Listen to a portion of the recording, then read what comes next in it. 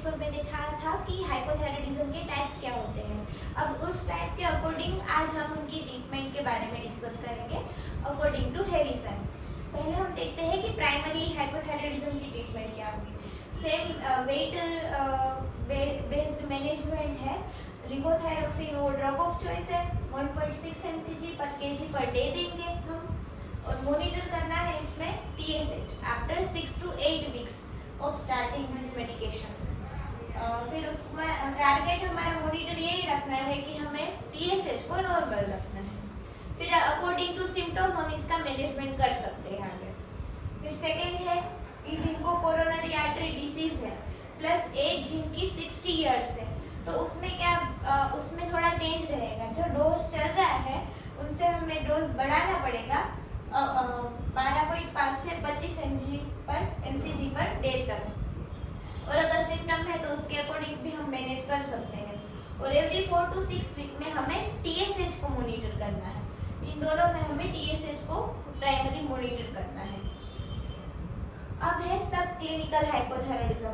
जैसा कि हमने डिस्कस किया था कि इसमें मेडिकेशन स्टार्ट करने की हमें ज़रूरत नहीं रहती, पर जिनका अभी TSH ग्रेटर देन 10 हो उन पे हमें स्टार्ट करना है।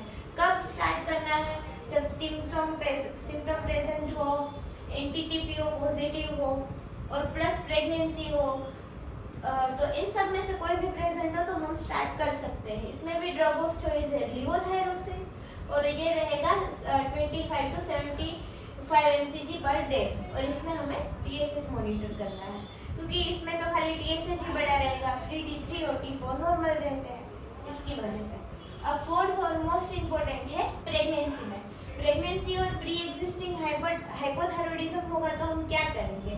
तो उसमें हमें पहले तो TSH पे देखना है। फिर जो मेडिकेशन चालू है जैसे कि लिवोथायरोक्सिन चालू, तो उसको कंटिन्यू करनी है और उसको इंक्रीज करनी है 25 to 30% तक हमें इंक्रीज करनी है। और एवरी 4 वीक्स में TSH के जो रिपोर्ट है हमें रिपीट करवाना है और मॉनिटर करना है। फिर इसके बाद है 5 सेंट्रल हाइपोथायराइडिज्म। इसमें क्या आएगा? सिमिलर वेट बेस्ड डोजिंग रहेगी, पर इसमें क्या करना है? Monitor free T3 T4 monitor करना है, ठीक है। और इसका अकॉर्डिंग हमें ट्रीटमेंट देनी है। फिर हम डोज एडजस्टमेंट देखते हैं कैसे करेंगे। अब जैसे कि हाई TSH रह रहा है पेशेंट का, तो हम डोज इंक्रीज करेंगे 12.5 से 25 mcg पर डे के हिसाब से।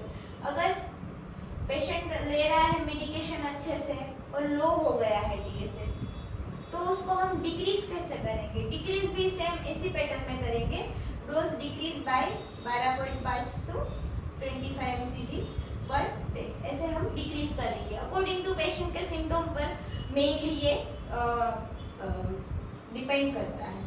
फिर अगर नॉर्मल TSH रह रहा है तो पेशेंट का डोज कम नहीं करेंगे, सेम ही रखेंगे।